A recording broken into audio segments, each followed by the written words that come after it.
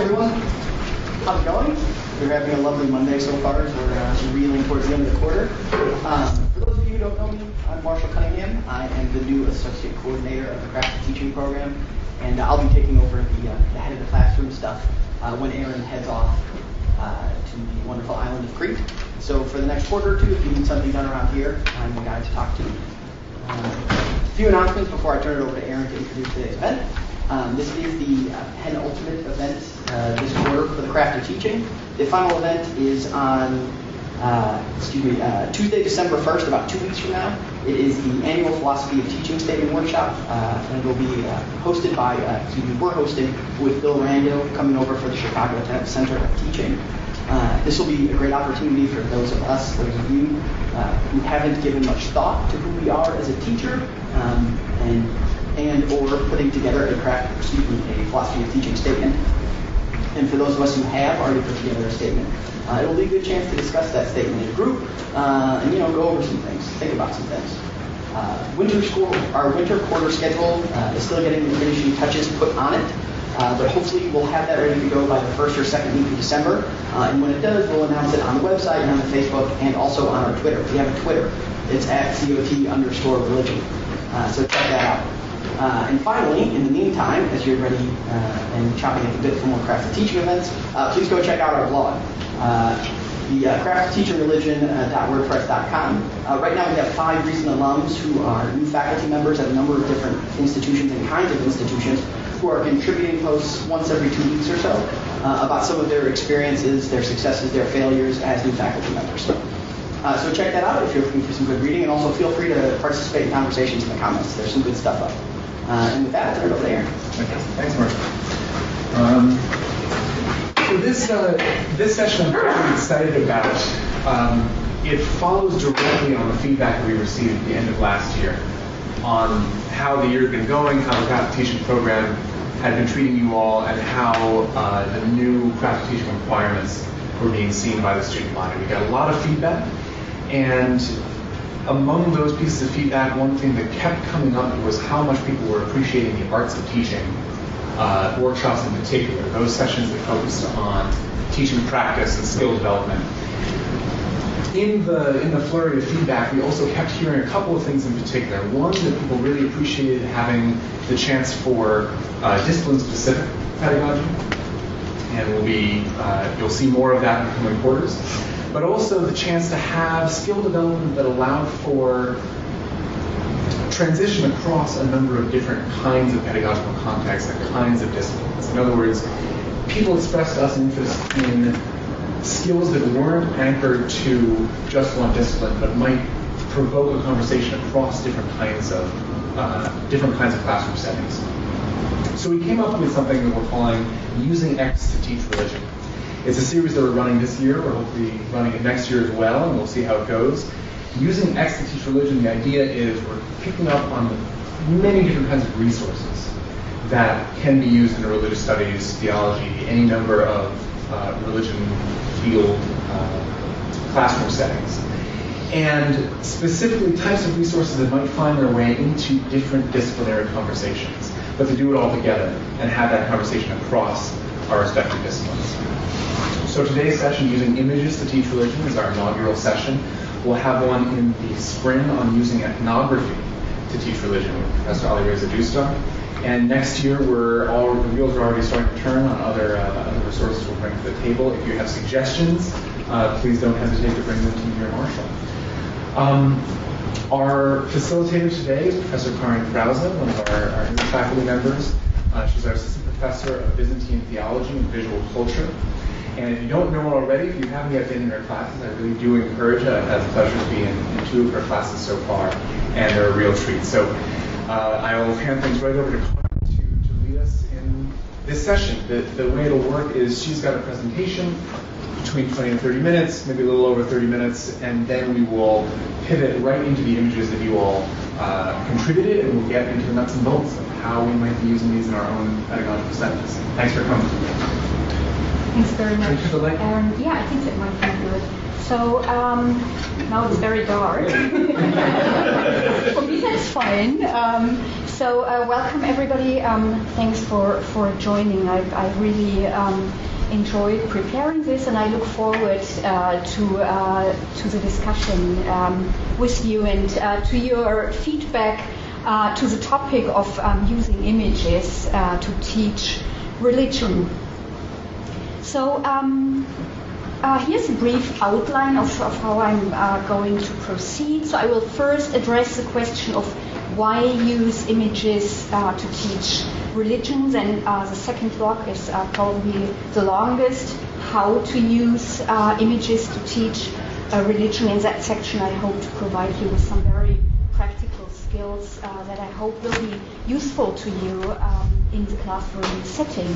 Then follows question and answer session, and finally a discussion and hopefully some kind of presentation of the images all of you submitted. I had a look at those, and I think they look tremendously interesting and will certainly complement and enrich my own pool of images that I brought. So I greatly look forward to what you will have to say on those. So I slightly modified the workshop title and will focus on the question why use artifacts to teach religion. Artifact means all kinds of products associated with the visual arts, so for instance paintings, sculpture, architecture, and so forth. And that's what I use in my teaching and what I focus on, and most often I do this by means of images and of digital images, and I guess you do the same. So why look at this at all in the field of religious studies? Why take into account visual expressions at all? So it has often been recognized that artifacts serve as forms of creative religious expression, and that's in fact a very old phenomenon, and it's very widespread, and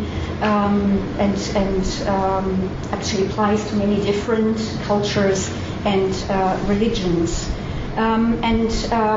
Images or artifacts certainly serve to stimulate the human intellect, imagination, and emotions in very specific ways. These specific ways have to be investigated for each and every image or object that you are studying, and they are intimately connected with the very capacity of the visual arts, namely to be visible, to make something visible, and very often also tangible. That those are crucial differences in contrast with texts, for instance. So what you see here is just a selection, relatively randomly chosen, of images that I've used in my teaching. So most of the images you will see in my presentation today are actually material from courses that I've used before at different locations. So why do we use visual material at all, or why do we at least consider using visual material? Images or art as such is certainly a mode of communication with the divine. What you see here is a Byzantine icon, highly venerated icon in Mysta in Greece. And what you see here is that people have applied small metal plaques. You see a detail, so-called ex-votos or votives, in order to provide thanks for divine grace that they received or as a form of prayer. And you see here, for instance, the image of a baby, so possibly this was left by someone as a means of gratitude for a child that was born, or perhaps in the hope that a child may be born very soon. So interestingly here, the response to an image happens by means of images once again. And apparently it is hoped by the people who left those that these little images will communicate to God whatever their desires may be. Then, of course, artifacts are in many different ways sources of spiritual orientation. Here's just one example of pilgrims gathering at the Holy Sepulchre in Jerusalem. They may facilitate, enrich, and reinforce ritual and worship. So what's happening here is a liturgical procession on Mount Sinai. What you see here are Greek Orthodox monks, and they are carrying a textile that is embellished with certain images that are associated with rites of the celebration of the Passion before Easter. And what we don't see here, but there would be crowds following these priests who are carrying these precious textiles. So, objects and artifacts can do so because they are an aid, or they offer an aid to the imagination of people, especially when you are able to get really close to an image and can actually view it. It may help you in visualizing or recapitulating the histories behind that, and may serve as an inspiration for your worship and prayers.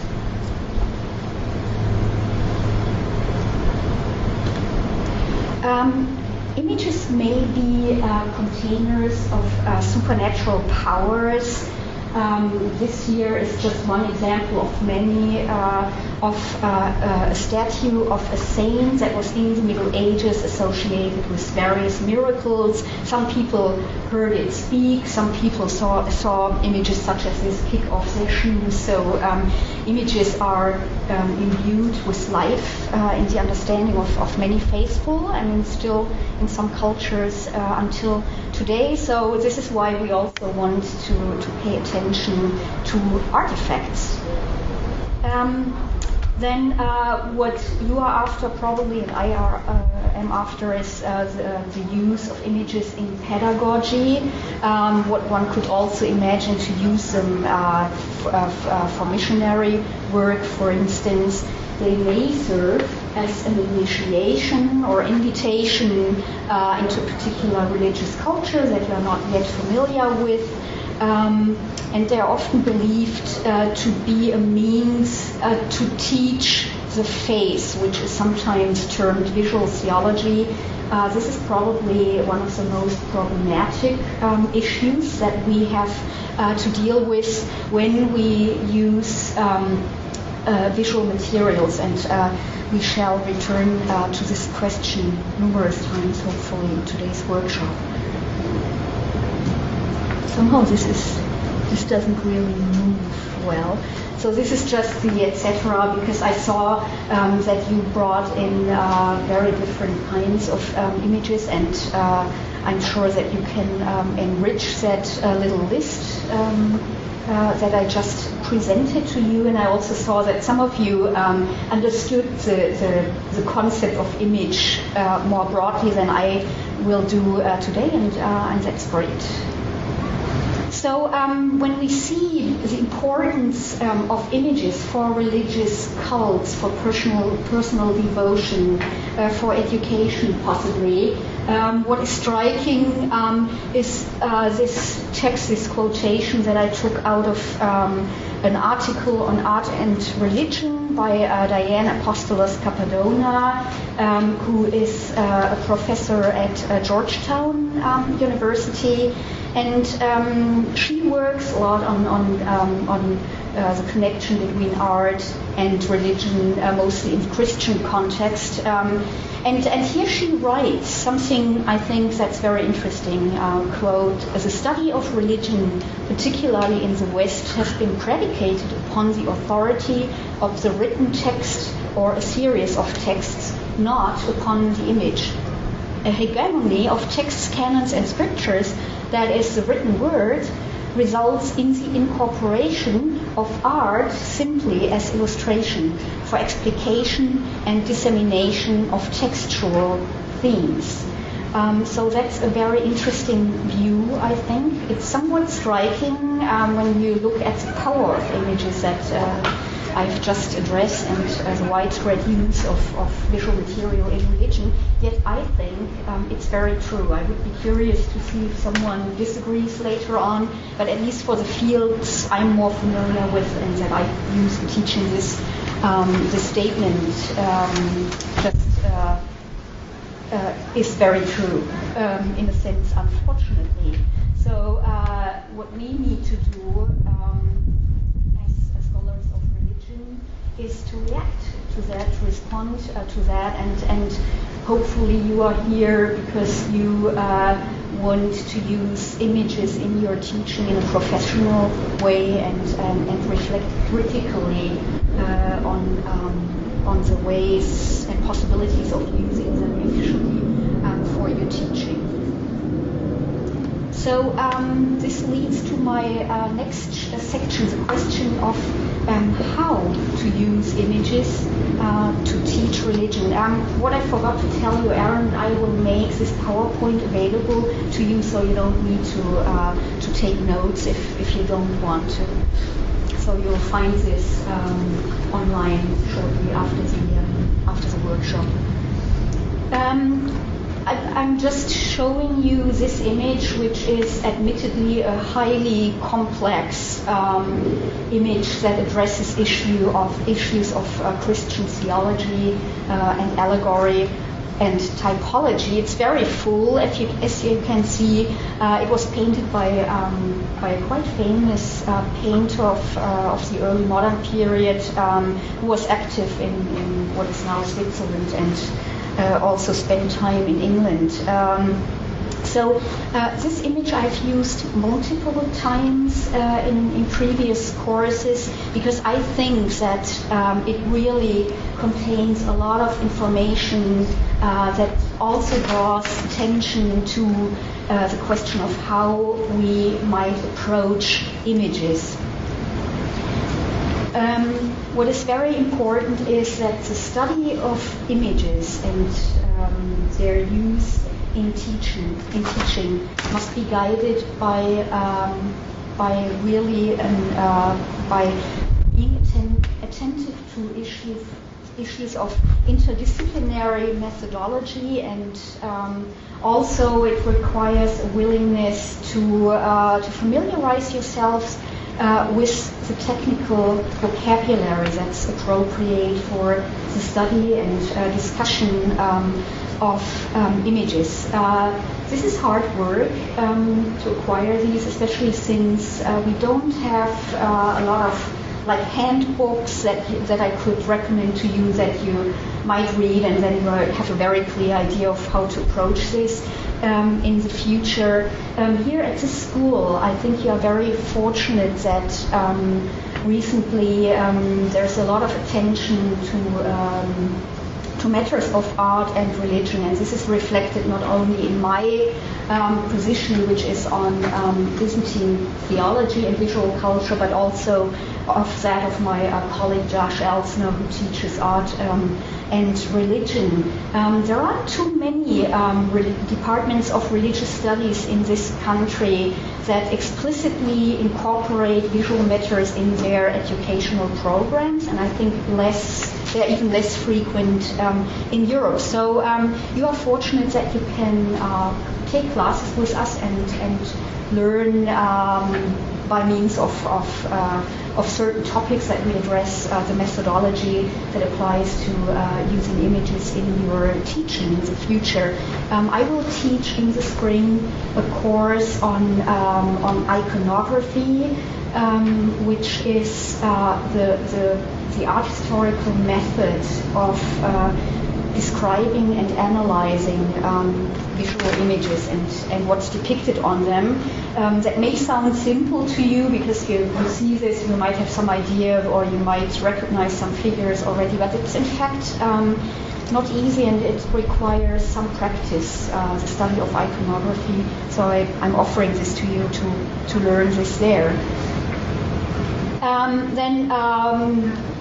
Reminding you of the quotation that I just read to you, most of the time images go far beyond just illustrating something, a text or an argument, but instead pose or develop an argument themselves. And it is our task to find out what that argument is, and when you use this in teaching to convey to your students what the argument might be. So that's very important that you use images not only as a backdrop for what you are saying. You might have noticed that in talks by people who were not trained as art historians in the first place.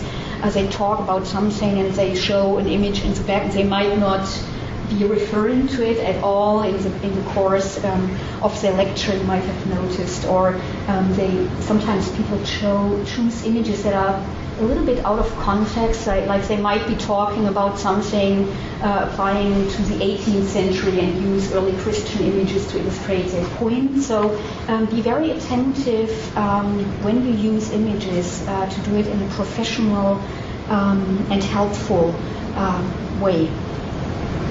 So what you all also need to acknowledge, that's perhaps the most important point, that works of art may be primary sources on religious life, on religious ceremony, on personal devotions, and so on.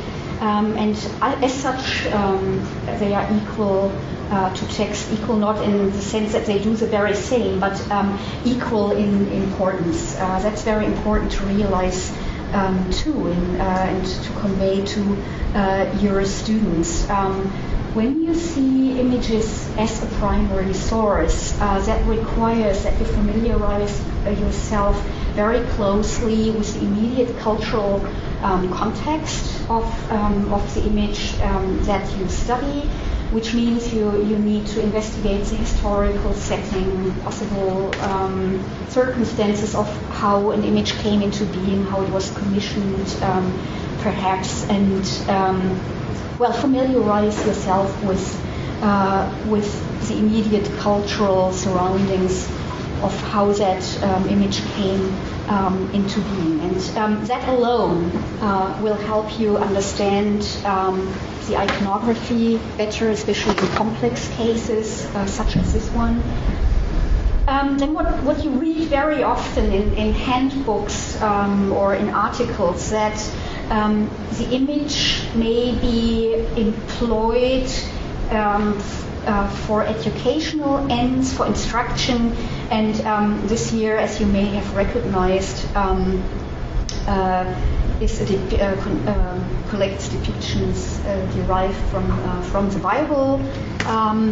So what you often read or hear is the notion that images of religious art may serve as a Bible for the illiterate, or for people who are unschooled, so who don't necessarily have a good background of knowledge. So I equipped this with 3 question marks, as you see, because that's a very, very critical point. If you were to address this image in class and you welcomed your class and then you said, I go downstairs for coffee, I return in half an hour, and then I want to hear what this image taught you. It's likely that you will get very mixed responses when you return. So it's obvious, I think, to everybody that, of course, this is in need of explanation, and in this case of very elaborate and profound explanation. But you will find that even images that are reduced in their composition and figure and so on may be very tricky once you really try to understand what kind of messages they try to get across. Also, what one needs to keep in mind that individual viewing habits differ greatly. When you look at this, you might think, well, what I see, it's so clear. Everybody else will see and approach this in the same manner. That's actually not true. So I once when I taught a course, an intro course to medieval art to undergraduates, when I was myself only a young MA student, I remember using this image, and by Giotto, who was a leading artist in Italy in the 13th and 14th century, and actually very innovative. And I remember using this very image. So, and I wanted my class to realize that this painter was so innovative, and he used architectural elements and perspective in a very innovative way in order to lead the viewer as he approach or she approach the image, and also attentiveness to emotions and how you depict emotions and so on. So I had all these things in my mind, and I asked the first student to please describe the image. The description of an image is crucial, so that's something you usually provide either yourself at the beginning of your class, or you develop that description together with your class. And the latter was my plan when I approached this image, and I said to the class, so please provide that description and start with what you think is most important. The first answer I got from a very talented student was, is this a cat sitting under the bench? And so it really, I mean, this was actually good because it made people look closer at what's actually there and not. But it really took a long while until I felt we had described this image elaborately enough that everybody had a good basis for the discussion. That took up much time of my class time altogether. So that's something you want to keep in mind. That's something that's beyond your control, how long it will take your group of students to actually approach this image. Also, what you have to take into account is that if you are dealing with topics that are kind of remote from younger students, that might seem very outlandish to them, which is probably the case with almost everything I'm teaching, you need to allow them more time to actually familiarize themselves with the images they see and with the cultural context surrounding them. So these are just two depictions of different times of the same topics. That's also something to be aware of, that of course different periods and different regions have different ways of depicting one and the same topic. And so while this is very elaborate and you see figures that you can identify quite easily when you turn to the gospel narrations and a couple of apocryphal writings, here, although this object here is very reduced in comparison to this rich image, once you try describing an object like this, it actually poses new challenges. The more abstract art gets, the more difficult it tends to be once you really try to approach it and by means of description. But yet the description is really crucial to what you are doing. And you may have noticed that some people show images very quickly and just leave you alone with what you actually see. I in fact did this for lack of time. I mean, I think I spent 2 sessions of one class was just on this image. So, but usually you describe it very slow, very elaborately to make it accessible. Some fundamental things to consider once you are dealing with visual materials in your class.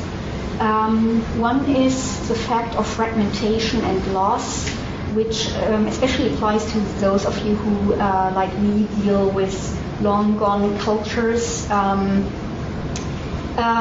What you see here, the writing highlighted in red, is actually a sentence that I put into one of my course syllabi, and actually in similar ways it appears in all of my syllabi, because I think it's really very important. So I read this to you. It's in the course goals section: to reflect critically upon our role as modern interpreters of a fragmented past, and to develop an awareness of the limits of interpreting both texts and artifacts, and of the risk of their misinterpretation. So that's something too that you want to be attentive to really don't exaggerate your interpretation. Be cautious of what you think an image tries to get across. Then this is a museum display, actually, for an exhibition, which in this case was held in a church, and it assembles the 5 most important and most ancient and most highly venerated images of the Virgin Mary, produced in late antique and medieval Rome. And although it must have been nice for the people who went there to view them all together, but that's a highly tendentious way, of course, of presenting art, because at no point in the history of these images would they have been displayed together. So that this is very suggestive, in fact, and I mean, it's also hard to avoid, because we are glad that we have exhibitions of art, because that's very often, especially in this country, that's the only way of approaching original works of art of some antiquity. Here it's even more stunning what's actually happening at the Faith and Power exhibition that was held in 2004 at the Met. Were on display numerous icons, so holy images from Byzantium and manuscripts and so on. So basically religious art. And here you see 2 Greek Orthodox monks looking at a liturgical manuscript produced in the 12th century and separated by it quite naturally by the glass case. The monks, interestingly, look very much as they would have looked in the 12th century, so that's funny too. But here in the background you see icons of saints, again in an arrangement that is most remote from their original context. Yet I would encourage you to use as much as many originals as possible in your teaching. Go to the Art Institute and approach with students the original works of art. Because this leads me to the next section, to some practical matters. The first thing is when you use digital images that you try very hard to find good quality images, and the best way to do it here at this university is look up the page of the BRC, which provides fantastic resources. I mostly work with Luna, hope this is working. So this is just a sample image from Luna. When you, sorry about that. This is just, I don't see the whole thing. So when you look here, it offers you different levels of solution that you can use for your teaching. On what's especially good about this dark database that we have here at the University of Chicago, that usually you find in this left wing section all the necessary information that you can export to your PowerPoint presentation. You find the title, of course, and issues like date, materials, measurements, and what's especially useful, I think, is that they usually provide you with a description of the work, which can be quite elaborate. So that's also useful when you find something and you think, hey, that's interesting. It provides you with some clues as to what the context is. And then I always encourage students, for instance, to really work with scholarly literature, and you find the source of the image here too. So that usually gives you some clue as to where to look if you want more information. We tend to use the internet more and more. The internet has very good images very often, but you have probably seen in areas that you are more familiar with that the information that you receive along with them is very often faulty. So I would encourage you, especially when you teach in areas that are not necessarily your own specialization, to really take a look at the scholarly literature. Somehow I put this, let's see.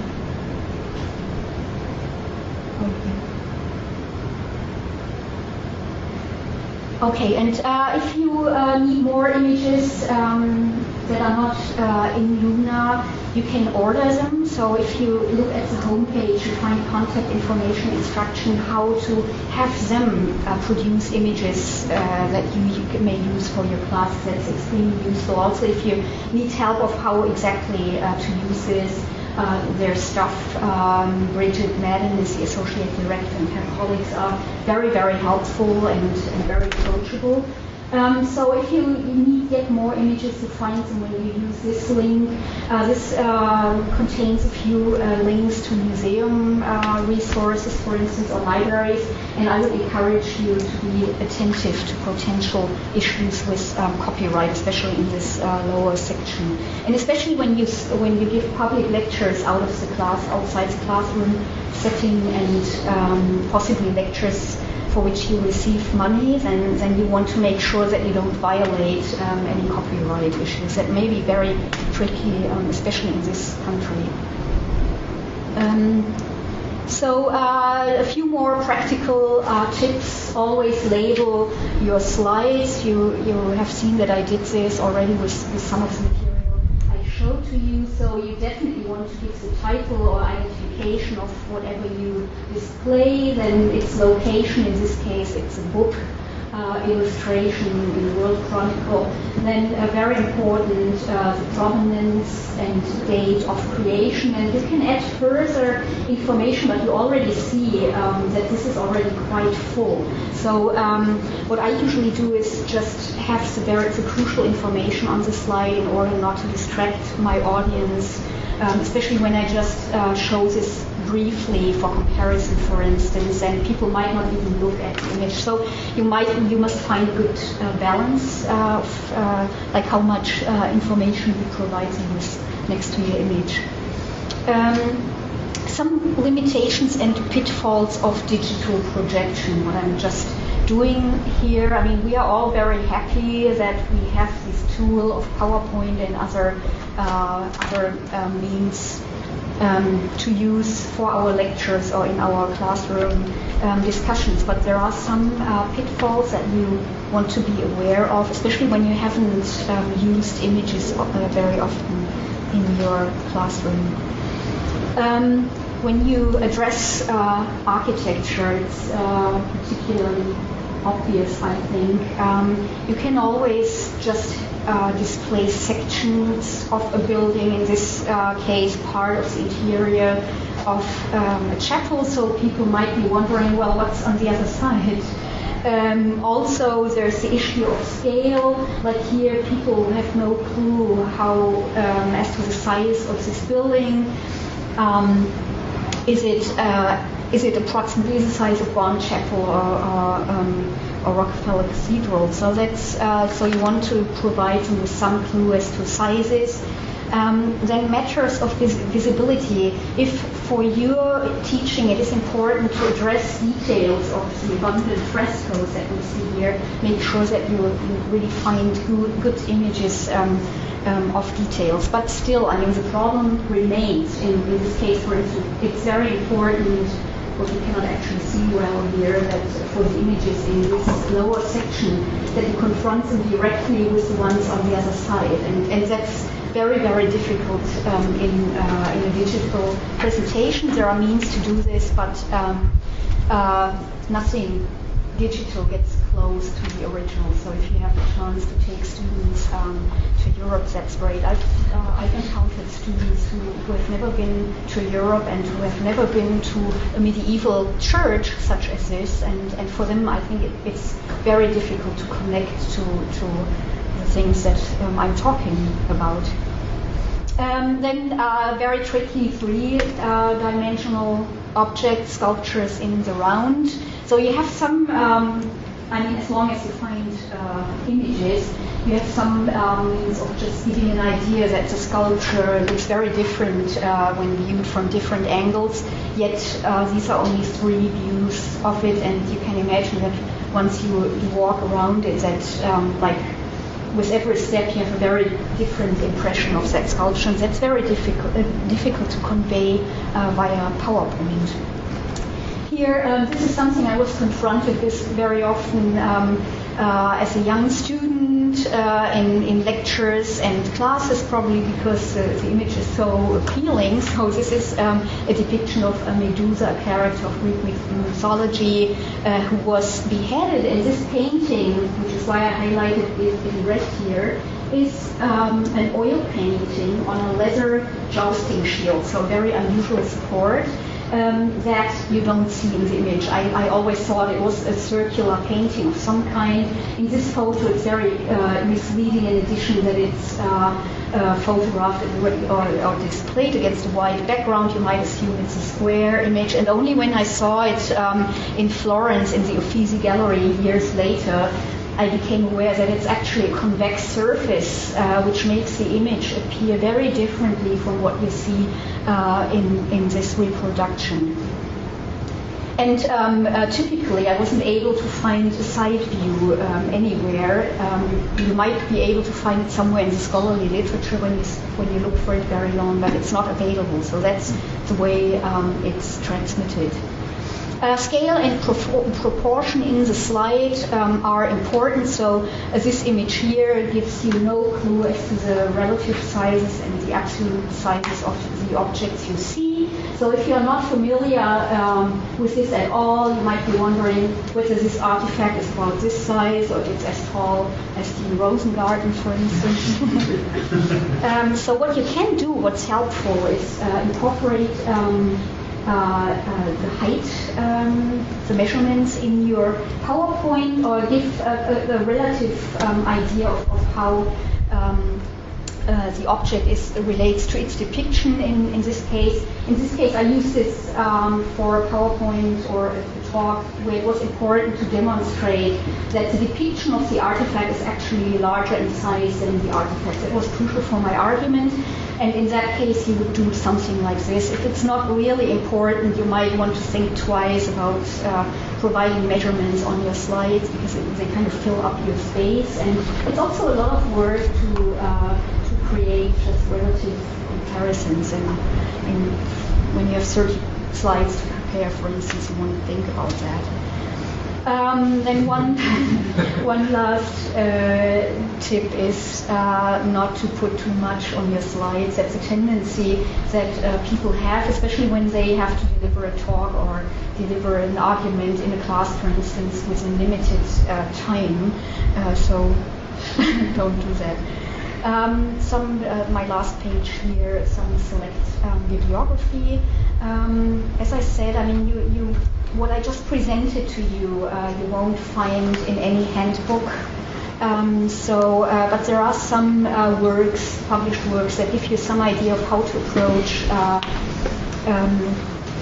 teaching images and what to be attentive to. These are pretty recent works, so they are great with abundant bibliography, so that it should help you. So this is my part, and I hope that you have some questions or some thoughts that you would like to share and just confront you with. Fantastic. I think for the sake of time, could we jump into the student images Yes. and raise questions and address them in that context? Okay. And of course, we can be flexible. We don't have to end right at 6. Of course, people who need to leave and should. How are people's eyes doing? We all adjusted, because it might be nice to just continue seeing the images with this level of clarity. So one of the things that I'm particularly excited about, and please do get coffee as well. One of the things I'm especially excited about with this series is the chance to combine presentations from our faculty, drawing on their areas of expertise, and then to put those into conversation with your own disciplines and the kinds of course design decisions that you all are facing. So please do raise questions both for Ms. Krause on the material that she presented and for each other. But I think at this stage what we need is volunteers from the people who submitted their images, and we've got now a whole series of them there. We can jump to your image if you'd like to be up, and we'll take it from there. Does that sound good? Yeah, so what I would in fact like you to do, because I know some of you but not all, that you briefly introduce yourself and then briefly introduce the image that you've submitted, and just say a few words on it, because I saw that neither one of you labeled them, so I'm at a loss in many cases here what this is. And also what would be useful is a couple of words from your side as to why you selected this image. So who would like to start? So maybe I go through this and you call stop. So it's who submitted this. You don't have to. You can wait if you don't want to. Okay. Hi, I'm Tim. I'm from Islamic Studies, and this is a calligraphic rendering of a phrase from the Quran by a calligrapher named Haji Nuruddin. It's rendered in Arabic and in Chinese. He's a Chinese-Egyptian calligrapher. And the reason I put it in was, I guess, I had a couple of questions that I didn't necessarily want answered in like a exposition form, but to talk about among colleagues who aren't in the field or maybe are. There's one issue with the use of it is it abides by what people, especially modern people, take to be the Sunni disinclination, the Sunni Muslim disinclination toward representational art, and so the visual portion of slides tends to be filled up with a lot of mosque interiors and calligraphy. I do this myself for my classes, though I give plenty of exceptions to the representation of living figures or whatever. I show plenty of. I break all the taboos. So I was wondering about that, and like if there are similar issues that people think about, like do they want to stress the grain of the tradition which is resistant toward a certain kind of depiction, and how to balance that with the exceptions that are definitely there, and how to make it so that it's not just there's a rule and there's exceptions, but they're rather coordinated in a particular kind of discursive relationship that is an attitude toward the visual that is underexplored. And also, I guess the other question I had was,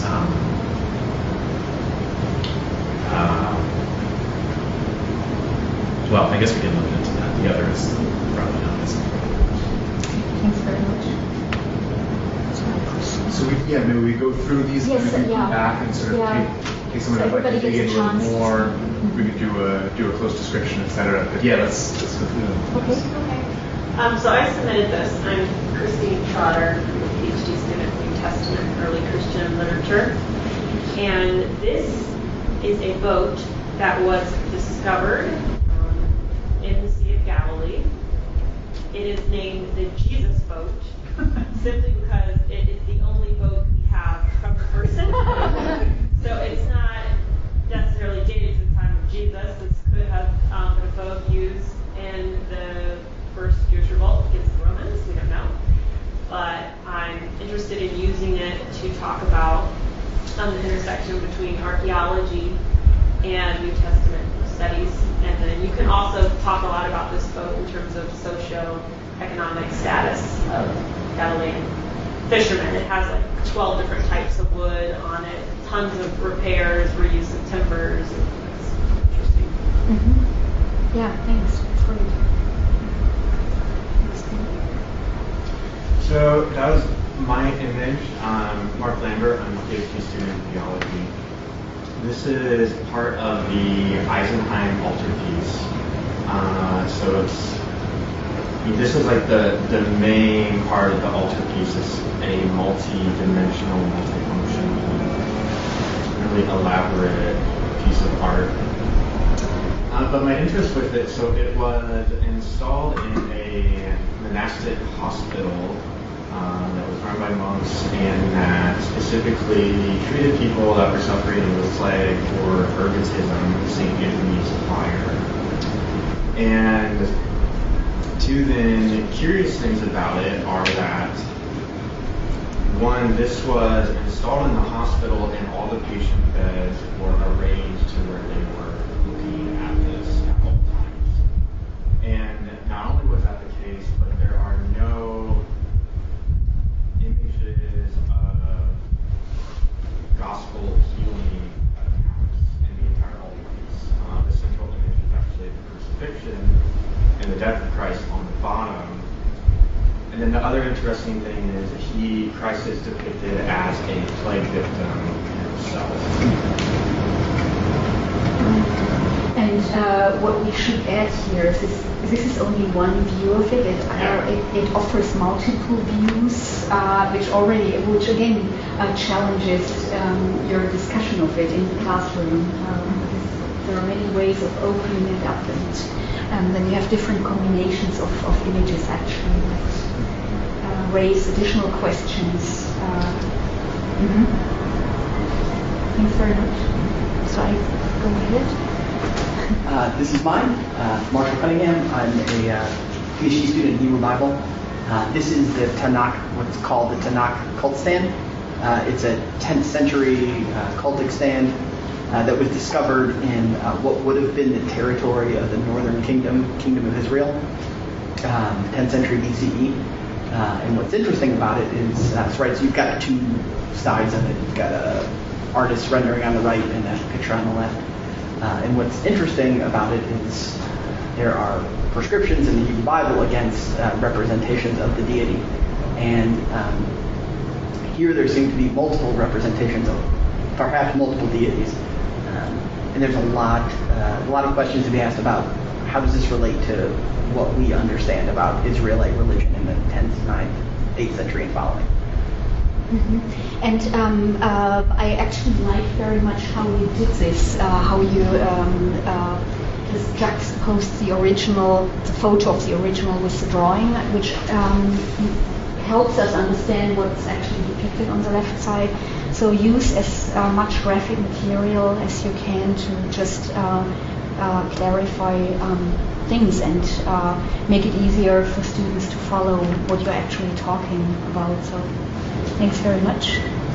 This is mine.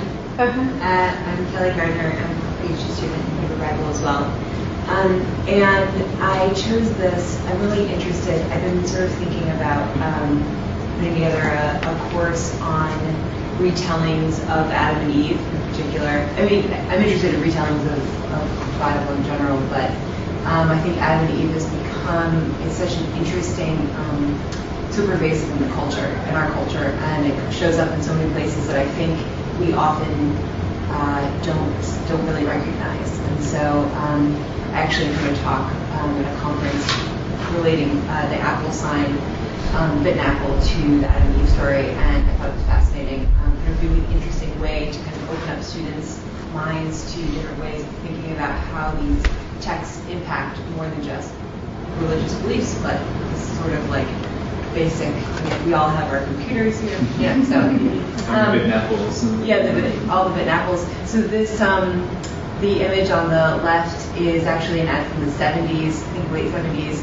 And if you can see, it's an ad for not only the computer, but they're also doing a contest about using a creative, writing a creative essay.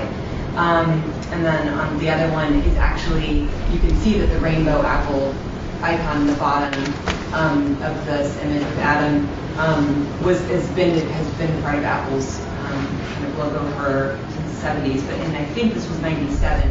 They added the Think Different, which is another kind of take on. I think what's interesting is that Eve is missing. I mean, yeah, it's very interesting topic. So, well, it's Silicon Valley.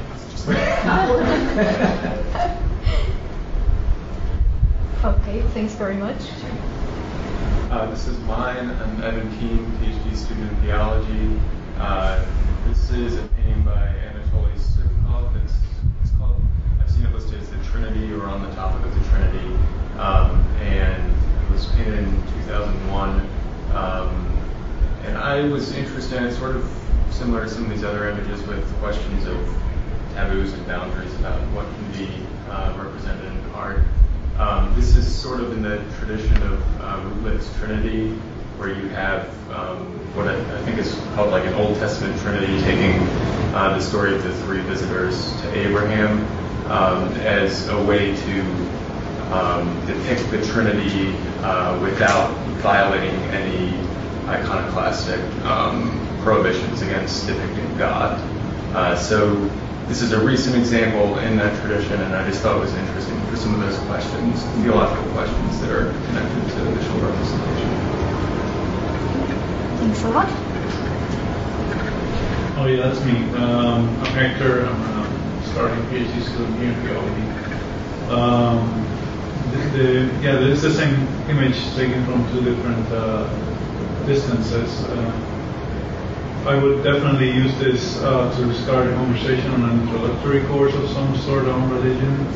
Just asking the question, what do you think that is? As soon as the word altar comes about, why is it an altar? How does it display religion? Those questions. Getting people to think about it. It is a Vodun altar, a voodoo altar, and it was a photo I took of an exhibition in the Field Museum. So I would end the discussion about talking how people feel about an altar in a museum, and how that affects its sacrality, or sacred is it not? Is it the boundary between display and actual the sacred object? So it's interesting to be there. Mm-hmm. The students will be honest with Christian and how people feel about how a priest or a Eucharist, and people just standing around and looking at that as a museum display. So these issues will be but looking for to think critically about what's happening in the image itself. Mm-hmm. Thanks, Hector. My name is Foster. I'm a first year PhD in religious ethics. This is a picture I took in Missouri last year. It's at the site of where Michael Brown was shot. It's sort of off to the side on the road. And what's interesting to me is that I actually talked to the person that put the cross up, and he's not religious. But he said that for what he wanted to actually get people to think about, this is the only thing he could come up with. And that he thought most people would know what it meant. And I think for me, it's especially important to think about the ethical question of who's in and who's out. Who's your neighbors? Who do you have an ethical duty to protect and serve? And who's out? Who are people that are dangerous and that you have to look out for? Thank you very much. those are mine. And I'm Solomon King, PhD candidate in New Testament and literature. And the left images from sketch in Korea, recently set up, and the right one is a Lithuanian sketches. And I would like to use those images in my introduction to the New Testament course or historical Jesus studies as a way of dismantling some presumption or prejudice about divinity as supernatural powers and compare modern notion of those divine powers and ancient view of them. And also, I would like to show how our understanding of Jesus is affected and influenced by some modern cultural assumptions about power and masculinity or something like that. Mm-hmm. Thanks a lot. This one's mine. It's a bit of a backstory here. I'll make it very brief. Oh, I'm Cameron Ferguson, fifth year PhD in New Testament early Christian lit. I had a professor in undergrad who, when he gave lectures on Greek myth and Greek history and culture, he did exactly the opposite of what you suggest, and he plastered his PowerPoint images, and they come from all over the place. Like if you talk about Sparta, and he'd have obviously images from the movie 300, and then he'd have stuff from like Soviet Russia, or like just extremely provocative and seemingly irrelevant pictures to sort of bring the students into the space. And I tried this for a separate professor, and I did it with an image of lust that I found online, and I got skewered. It was not appreciated doing something like this.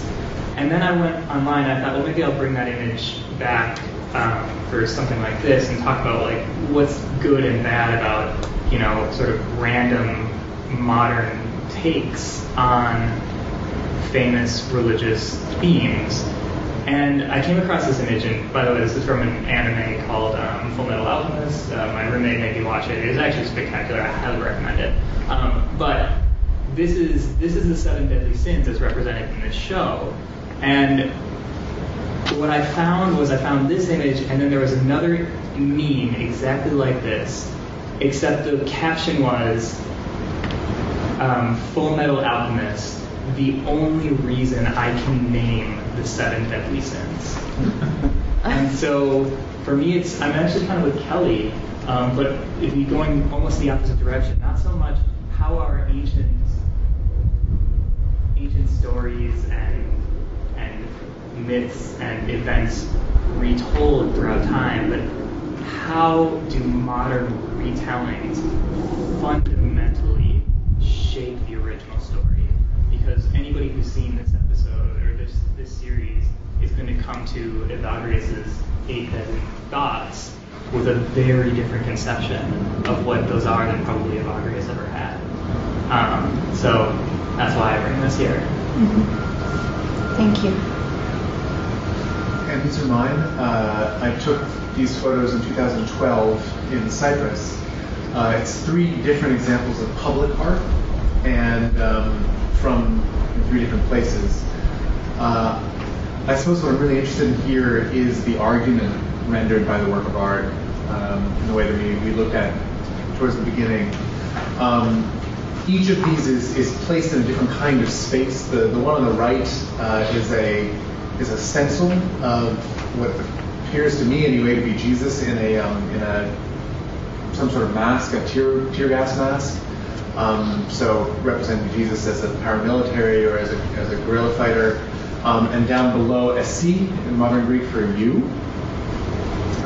This appeared in multiple places, so it was a stencil that was placed up around the divided capital of Cyprus.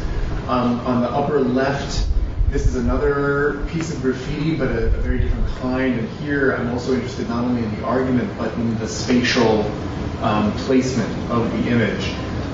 This is inside the border between southern and northern Cyprus, where no one is allowed to go. So somebody hopped the fence under the eye of the military to spray paint illusion we want to live together inside the border itself. And when I went back in 2014, that image was gone, whitewashed over. And then, so the impermanence of images, I think, is also worth talking about there. The bottom left is a boat. There's a public art project among Cypriot schools. So these are high school students, and there were maybe 35 of these around the streets of Larnaca. Each school creating a boat to represent the island itself. And in this one in particular, there's a mosaic of the Virgin Mary. There's a group of huddled, apparently frightened or anxious people, and then there's this dragon coiling around the boat, which connects with my field research on St. George. So images drawing on iconography from St. George. There are other boats that have the St. George himself as an image that these school children felt was appropriate for representing the island. So a series of questions that I want to raise in a class on modern Christianity or Christianity and politics. Okay. Thanks very much, Anne.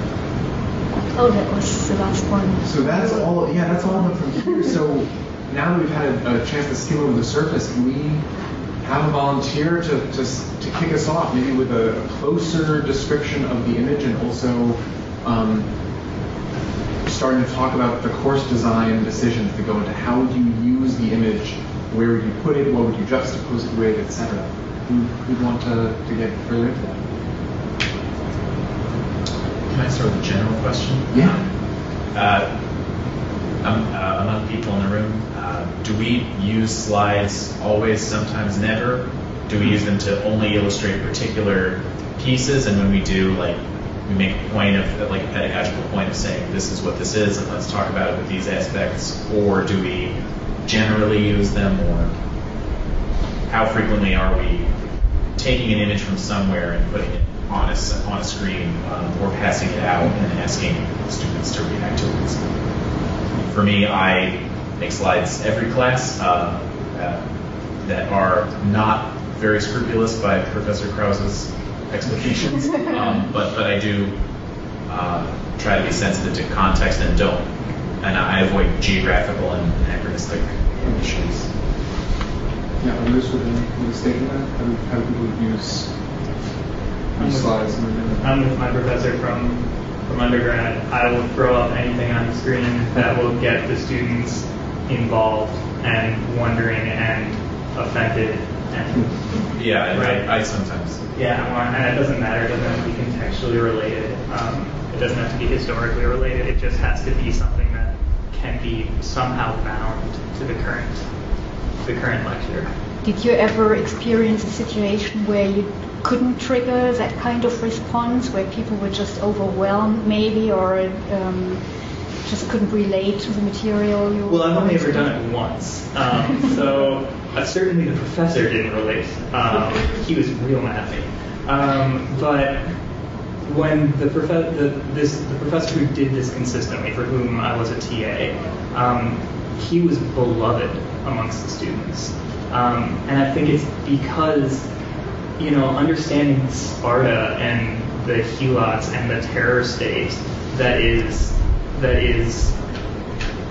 this culture 2,000 or 2,500 years ago is completely outside of the realm of reconstruction without some sort of help. Mm-hmm. And so when he puts Russia up there in communist Russia in the 50s, or he puts the representation of what's his face? Who's the actor in 300? Yeah, right. When he puts these people up there, of course, it's not accurate. And yet, there's something that pings with the students, right? There's an image that they can place upon it, right or wrong.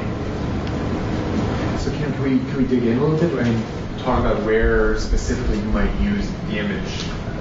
Sure. Back from here. Yeah, go back to, so take the little boy at the center, right? That's pride in this particular series.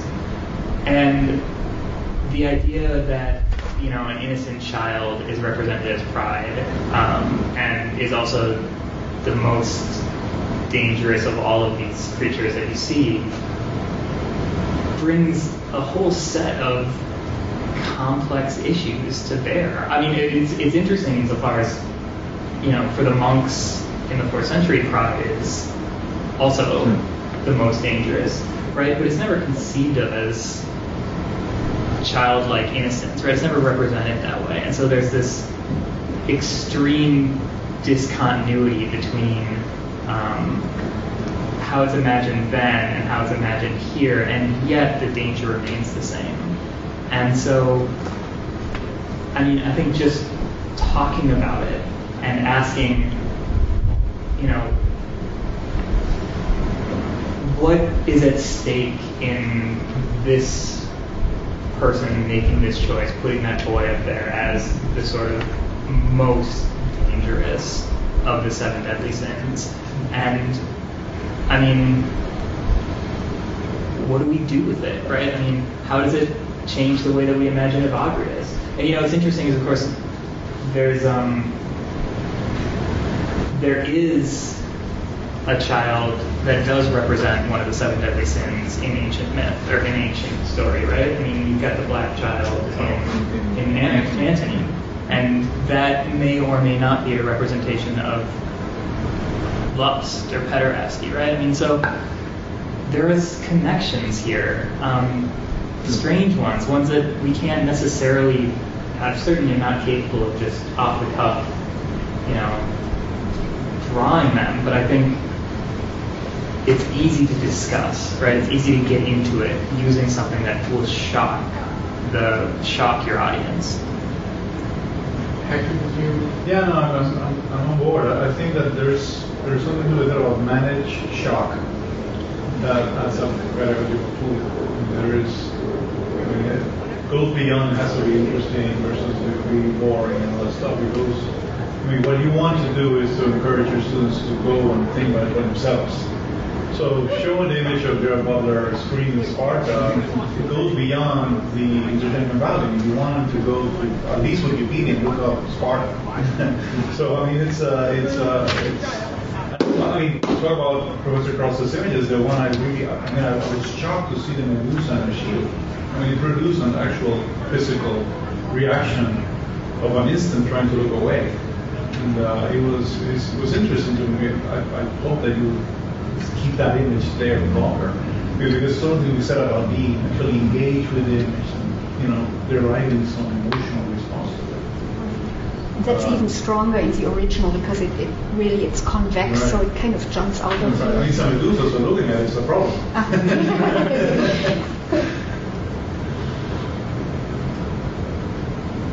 Other thoughts on this, or changing to another image that we want to dig into?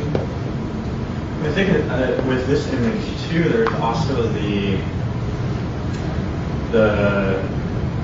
very strong element of kind of a bridge between discourses existing, that you're dealing both with religious imagery but also with a very specific form of art and anime.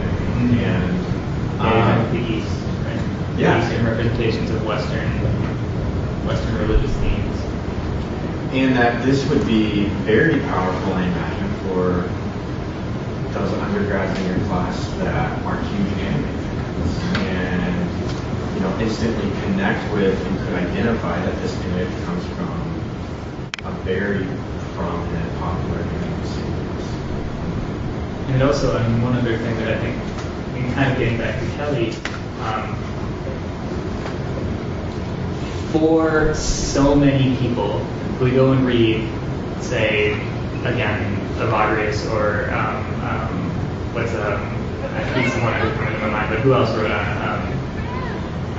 Clinicus does, Cashin does. Cashin, yeah. Like, you go to them and they speak about these thoughts, and for somebody who's seen the series, that little boy is going to be the mental representation of pride that Cassian talks about, because Cassian doesn't personify it. that little boy is going to be pride. And is that necessarily a bad thing, right? I'm very, very interested in the way we change the past through our retellings of it, whether that be narratologically or through images. And I'm sure a lot of people in this room would like profoundly disagree with me on that. But Tim, do you want to weigh in? Yeah, I on classical and religious images in like movies and contemporary culture, I've used them. I use a couple images from the most recent execrable mosaic film Exodus, starring Christian Bale, and also Passion of the Christ from 2004 too. But I put them up and I kind of dictate to them a philosophy of images, saying, I want you to understand, and I force this opinion on them, that modern culture is a visual culture and it demands certain consistencies. Like we need one straight-toothed Caucasian actor to portray the same figure throughout the story. And that isn't exactly what, say, the biblical text is, and that's definitely not what the Quranic text is. The idea of consistency is very different. Like the voices change quite dramatically, and that's the impetus behind modern text criticism, is trying to deal with this difference of voice, saying it's not the same, and it's a problem that it's not the same. Whereas there is there's a modern imaginary that has to be an image, and it has to be a consistent image. There have to be reasons behind details, and that I present these as diametrically opposed. I say this is what a modern expectation of religion is, and you can see this from Hollywood films and stuff. I'll put Bollywood in there also sometimes, depending on the context. Here is what is more. It's difficult for us to understand because we have to disengage. But I mean, dictating to students that two things are opposite is A, a problem. B, it's also maybe risking more confusion just to put up the popular Hollywood depictions. I'll use Ten Commandments or whatever, or sometimes the recent Iranian movie about Muhammad, I forget what it's called, or The Message from the 70s. But I do that, but I tend to I dictate a caveat to them. When we see this, we should be aware that needing an image and needing to picture something and needing it to be the same person carrying out a story in a linear, prosaic way is an assumption, and it's a product of a pretty unique set of historical circumstances that are not, say, what is fairly common among older milieu that we're not connected, that there isn't necessarily this thing consistent, or it's a very different kind of consistency than sitting and watching a 90-minute film. One guy is Jesus, and he does things with a clear reason. So that's a dictatorial intervention, I think, for my students. So please, and tell me your name. Yeah, my name is Kelly, and I'm a first year student. And I was just wondering if a question from Krause did earlier of the contrast for the crucifixion from the 16th century and the 1962 crucifixion, helped illustrate how much imagination about this event had changed over time. And I'm kind of wondering if this portrayal of the seven deadly sins could be maybe used in a similar fashion, if you're trying to talk about John Cash's work on the seven deadly sins or some other text, to try and pick a more, perhaps a less anachronistic image from the time period that would help students reach into how was it envisioned in the time period in which the text they were dealing with was, and then also show, use something from their own time period to try and draw them into the conversation and say, or if you could find something from an Eastern, maybe you could find a scene, the early Christians in India, who's find sort of a hemispheric relationship between the two images. Just if that could be helpful, or offer a way to continue your talking about illustrating sort of imagination, engaging the imagination of students, while also bringing in, trying to bridge the gap right between the modern and the conceptual. Yeah, I'm always very skeptical of reconstructing the ancient conception. Yeah, sure. I mean, that's the one concern, is to say that this is how they would have conceived it. We can't can't do that. We aren't them. We're us. We can't divorce ourselves from this moment. But I guess, like, just to push back a little bit, like, I think one of the great advantages of images is that it is a visual depiction from the time period of how it was one person in that time period. Think of it, right? And this image from the anime film, right, is another image of how one person in our modern milieu seems to live, right? But I do agree that it is very complicated to construct this, or maybe it's impossible. But right, you could argue that in conversation with potentially a partner as also, or you could explain to your students the reason you're using this modern conception is because you don't feel that it is possible to reconstruct. You know what I mean? Like, I'm going to draw the students into your Another thing I think that's kind of been revolving around the last comments is a discussion of medium and, you know, especially what Tim was saying about film versus text. That's what he was saying. I think text, words on a page can do one thing and images can do another.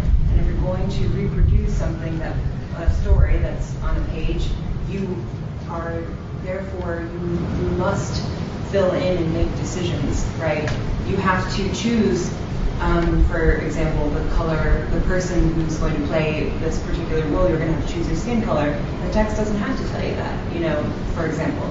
And I think a conversation about that and the different limitations of different mediums can also be helpful in thinking about these things. And then from those kind of limitations and also advantages that different mediums have, you can have a conversation about choice and argument, as we talked about. I thought absolutely excellent and thought-provoking point for me about images having arguments, something that I didn't even realize I knew. I guess I knew it, but in teaching writing to freshmen this year, I used an image. I used an ad to talk to students about argument. I said, what's this ad? What is it arguing? Arguments are all around you. We are bombarded by them all the time. And so I think that that's kind of a helpful way to get into whether you're talking about an ad, whether you're comparing ancient pieces, more ancient or modern, things like that. Mr. Schaub, do you have something?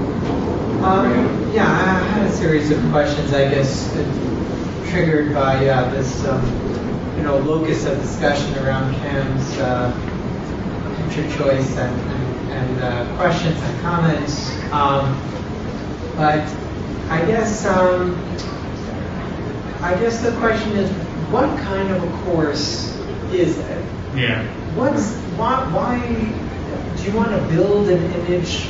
Do you want to build a course around an image because you love the image and what's there, and you say, "Ooh, I can do something with this now. Professor Krause, help me figure out what I should do and how to do it"? Or do you have an idea of a course, and you say, "Here's the idea of the course. Now, Professor Krause, what can I do with this image to fit into the course?" So I think it kind of helps to contextualize a little bit better what you're thinking, what you're planning, why this image fits. Is this an undergrad course, a graduate course? Is it an intro? Is it an upper level undergrad? Is it around the theme? Is it around the period? Is it around the text? What's at stake for this, for any given image?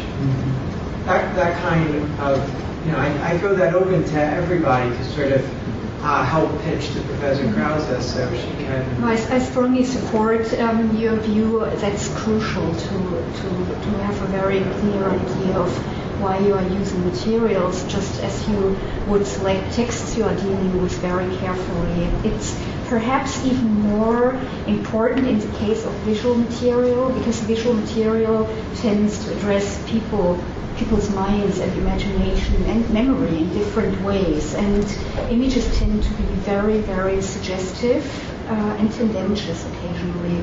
So the danger, perhaps, it might be that you provide students with a very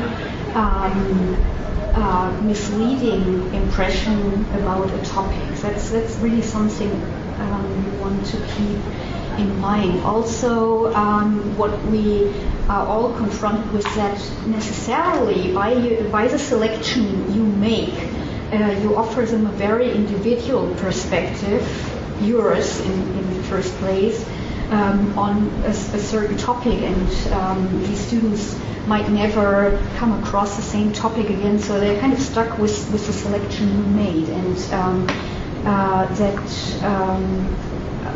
that brings about really some sense of responsibility on the part of the instructor to select your material wisely and with a certain aim. Thank you.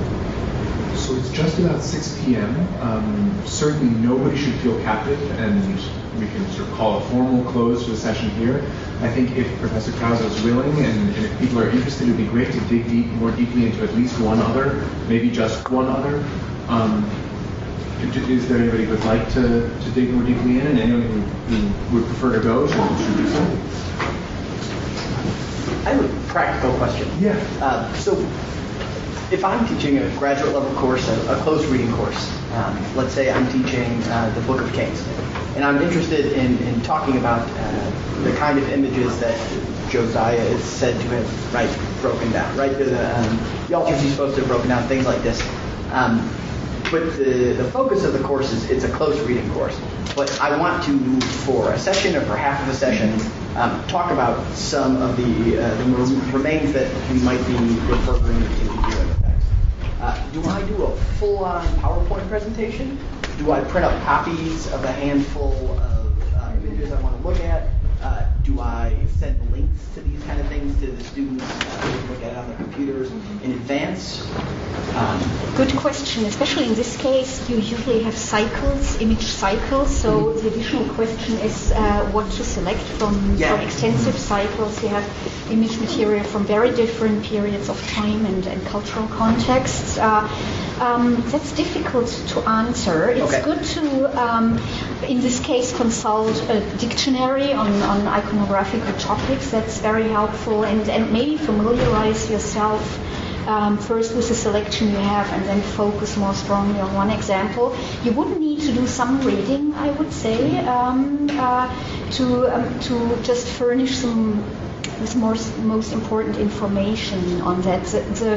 The risk is, and I try to address this, that you end up just illustrating it, or illustrating as you might perceive images as illustrations to a text. So you have a backdrop of the images, but you might not get at them very deeply. And sometimes I think it can be very enlightening, even if you are working or focusing on the text specifically, to confront this with images. Because, I mean, some of you have addressed this, and images, of course, already a form of reception, of a response to a text. And it's interesting to see how this works at a later date or at the same time that the text was written. I don't think there is any single satisfying answer to it, only the warning that it creates some work on your part to prepare this. Thoughts, questions, general or specific? Okay, well, I think it's been a fantastic session. Please do sign in if you haven't signed in yet, and please join me in thanking Professor Krause.